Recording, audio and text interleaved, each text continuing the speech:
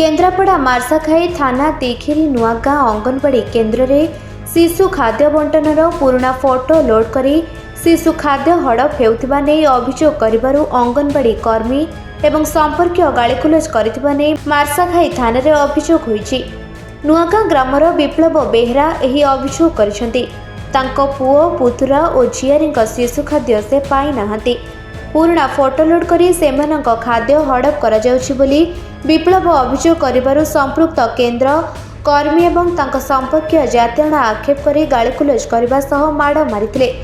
मार्साखाई गोष्ठी स्वास्थ्य केन्द्र रे चिकित्सा पाई भर्ती हेबा परे पुलिस रे अभियोग करथिले बोली दर्शाइछंती। अंगनवाड़ी कर्मी पक्षरु मध्ये एक अभियोग होईछि। दुखर विषय मोर भाई बोटा मरी गत 8 तारिख दिन किंतु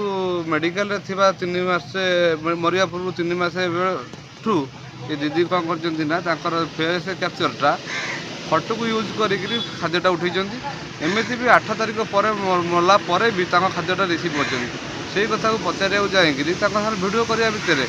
सी पुतुरा और दिवर मान को डकई मत माड़ मारी तेणुक अभियोग बासाई थाना पहुँची तार केस रेजिस्ट्री कराई तार कौ जगह एटा तिखिरी सेक्टर नुआगाँ सेंटर ये समस्याटा सेंटर अंगनवाड़ी भितर माने कार्यस्थल हवा समय से झगड़ा हाँ हाँ 10टा 10:30 समय पिला को खाद्य दिया पचरा पचरी करी तुम पचार मोर छोट छुआ 3 जन जाते छाड़िया भितर खाद्य जो जलिया खाद्य रुटीन हिसाब से दवा कथा से विषय में पचारू आ प्लस मो खाद्य रिसीव मागिबार ना तुम स्क्रीनशॉट होना तेणुक खाद्य रिसीव होना आम तुमको देपर ना थाना सीडीपो को भी अभियोग कराई मत मारिया कथा कहते आप सी अनिता दीदी जी निजे छाचुणी बाड़े पुतुरा और दिवर मैंने मार। केन्द्रापड़ारू जन्मेजू विश्वाल रिपोर्ट निरपेक्ष न्यूज।